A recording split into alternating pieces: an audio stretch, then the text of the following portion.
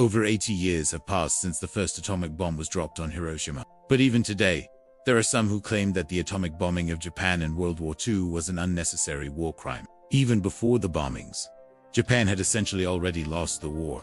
So what really was the point? While it's true that militarily Japan was on the ropes by late 19, when the first bomb fell on Hiroshima, they were far from beaten.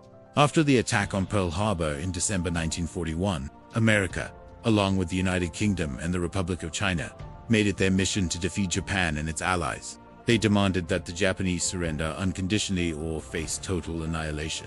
Military historian Richard B. Frank writes that the Japanese could have fought on for months with conventional weapons alone. If Japan had not surrendered, the US had plans to take over the country.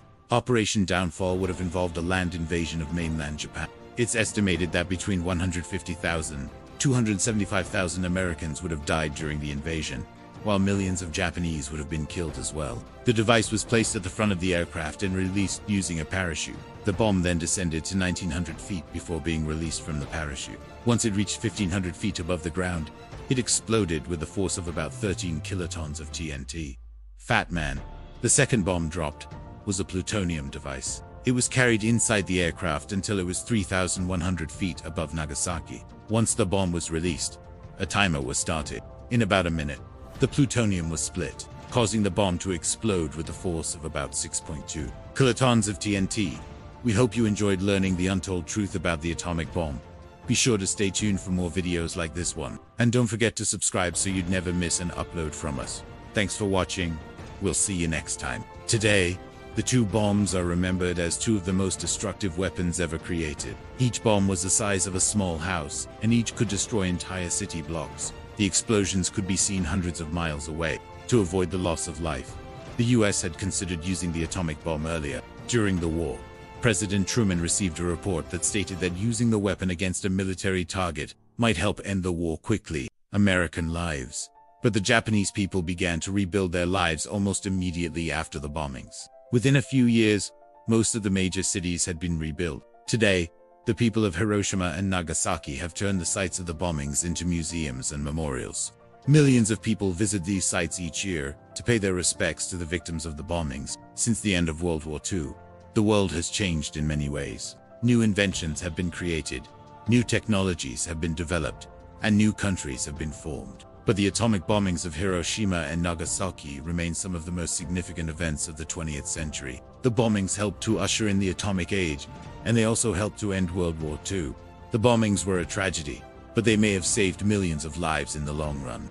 But Truman was reluctant to use such a powerful weapon. When the report came across his desk, he wasn't even sure what an atomic bomb was. Did Japan really have the capability to keep fighting? You're probably thinking that the Japanese couldn't have kept fighting, because they didn't have any more resources. But what if I told you that Japan actually had more than enough resources to keep fighting for at least another year? In fact, the Japanese army had plenty of food, ammunition, fuel, and equipment to keep going. So why did they eventually give up? Well, it turns out that the Japanese military was actually starving. Despite having all of these resources, the soldiers were so malnourished that they couldn't even carry out basic tasks. They were literally too weak to fight. But why were they in this condition? Well, it turns out that the Japanese government had been secretly diverting food supplies away from the military and into the hands of civilians. They were doing this because they didn't want the soldiers to get any ideas about.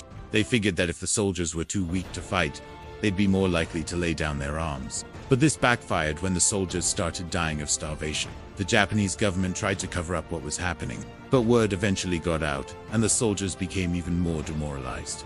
With no food and no hope, the Japanese army finally surrendered. After further briefings, the president agreed that the weapon should be developed and used only as a last resort. Japanese Emperor Hirohito wanted to avoid total war on the home islands, but his military leaders argued that Japan could continue to fight. On August 5, 1945, the Japanese Prime Minister told the US that the country would not surrender unconditionally. He said that Japan's surrender would need to come with certain conditions, such as allowing the Japanese emperor to keep his life. The next day, the US would drop the first atomic bomb. 2 days after that, the second bomb would fall. Within a week, Japan had surrendered. By 1945, Japan controlled much of Eastern Asia and was showing no signs of giving up. In April 1945, US forces captured the island of Okinawa, just 350 miles from mainland Japan. More than 200,000 Japanese soldiers and 150,000 Chinese civilians died during the battle. In 1938, a group of German scientists led by Otto Hahn discovered that it was possible to split a uranium atom into smaller ones. This process is called fission, releases energy that can be used as a power source. Scientists realized that this energy could also be used to build bombs.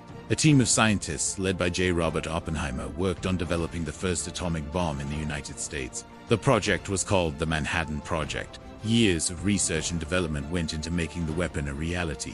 By 1945, the US had built two types of atomic bombs. The first type, like the one dropped on Hiroshima, worked by placing ordinary uranium in a gun barrel and firing bullets at it. The second type, the bomb that fell on Nagasaki, required plutonium-239 to cause the explosion. Both types of bombs used the same basic principle of splitting atoms to release energy.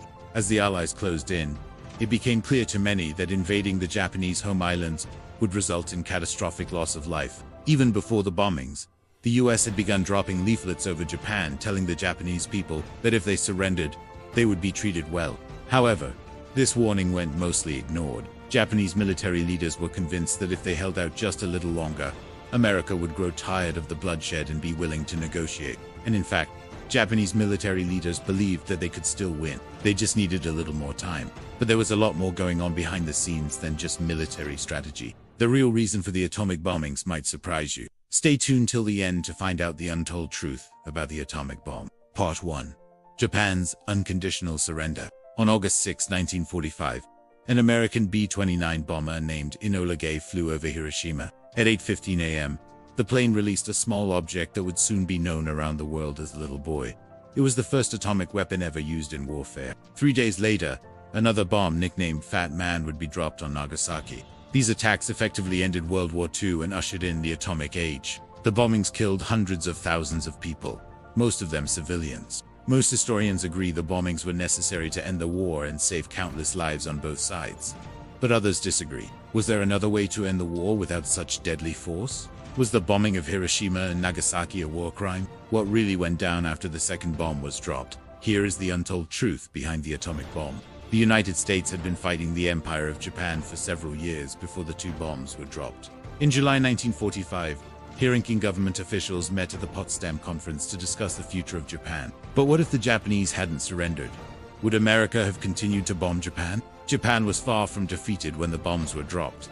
Atomic theory. Years before the bombs fell on Hiroshima and Nagasaki, scientists had been working on theories about splitting atoms. Part 2. The bombs. As we've already covered, the first atomic bomb to be dropped was the uranium gun type. It was 6 feet long and weighed 6.2 kilograms. Aftermath.